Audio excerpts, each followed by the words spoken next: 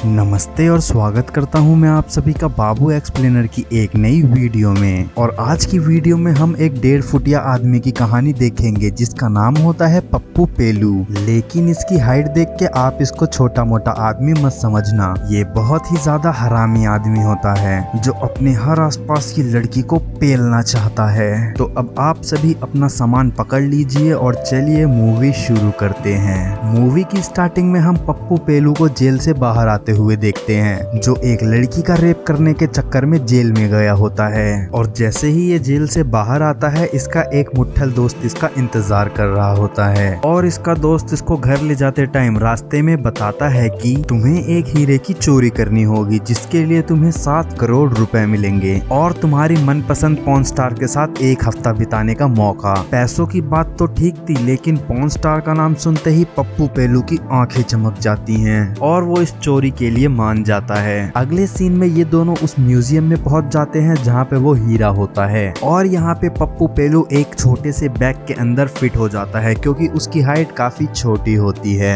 जिसकी वजह से उसे कोई नोटिस नहीं करता और वो बहुत ही चालाकी से उस हीरे को चुरा लेता है। लेकिन यहाँ पर एक बुढ़िया उसे हीरा चुराते हुए देख लेती है और वो जोर से चिल्लाने लगती है और ये दोनों भागते भागते एक सुपरमार्केट में चले जाते हैं। दूसरी तरफ पुलिस वाले उस बुढ़िया से पूछते हैं कि आखिर वो चोर दिखने में कैसा था। तो वो बुढ़िया बताती है कि वो आदमी मेरे पति के नन्नू की तरह एकदम काला था। और पुलिस वाले उस पप्पू पेलू का पीछा करते हुए सुपरमार्केट में पहुंच जाते हैं। पुलिस को वहां पे देख के पप्पू पेलू की फट जाती है और वो उस हीरे को एक औरत के पर्स में डाल देता है। और यहाँ पे पुलिस एक दूसरे काले आदमी को अरेस्ट करके पुलिस स्टेशन में ले जाती है क्योंकि उन्हें लगता है कि इसी ने चोरी करी है। और हमारा पप्पू पेलू यहाँ से आराम से बच के निकल जाता है। अब पप्पू पेलू और उसका मुट्ठल दोस्त उस औरत का पीछा करते हैं जिसके पर्स में उन्होंने हीरा डाला था। यहाँ पे हीरा इन दोनों के सामने ही होता है, लेकिन वो उसको ले नहीं पाते क्योंकि ये दोनों चूतिए घर के बाहर होते हैं। थोड़ी देर बाद इसका मुट्ठल दोस्त एक प्लान बनाता है। वो पप्पू पेलू को बोलता है कि तुम बच्चा बन के इस घर में चले जाओ, वैसे भी तुम इतने छोटे हो कि तुम पे कोई शक भी नहीं करेगा। पहले तो पप्पू पेलू मना करता है, लेकिन उसके कन्विंस करने के बाद वो हाँ कर देता है। अब हम यहाँ पे अगले दिन का सीन देखते हैं जहाँ पे पप्पू पेलू का मुट्ठल दोस्त उसको एक कटोरे में रख के बाहर छोड़ देता है। थोड़ी देर बाद उस घर का मालिक आके बाहर देखता है तो उसे बच्चा मिलता है और वो उसे लेके घर के अंदर चला जाता है। वैसे तो पप्पू पेलू यहाँ पे चोरी करने आया होता है, लेकिन इस घर के लोग इसे अडॉप्ट कर लेते हैं। इस घर के मालिक का नाम था लुल्लू और उसकी बीवी का नाम था लुल्ली। लुल्लू लुल्ली यहाँ पे बहुत सालों से बच्चा करने की कोशिश कर रहे थे, लेकिन उनका बच्चा नहीं हो पा रहा था, इसीलिए वो इसको अडॉप्ट कर लेते हैं। और जब वो इसकी पैंट उतारते हैं इसका डायपर चेंज करने के लिए, तो यहाँ पर लुल्लू और लुल्ली देखकर हैरान हो जाते हैं कि इतने छोटे बच्चे का इतना बड़ा औजार कैसे हो सकता है, लेकिन इसे ये लोग इग्नोर कर देते हैं बच्चा समझ के। अब हम यहाँ पे रात का सीन देखते हैं और लुल्ली पप्पू के पेट में गुदगुदी कर रही होती है,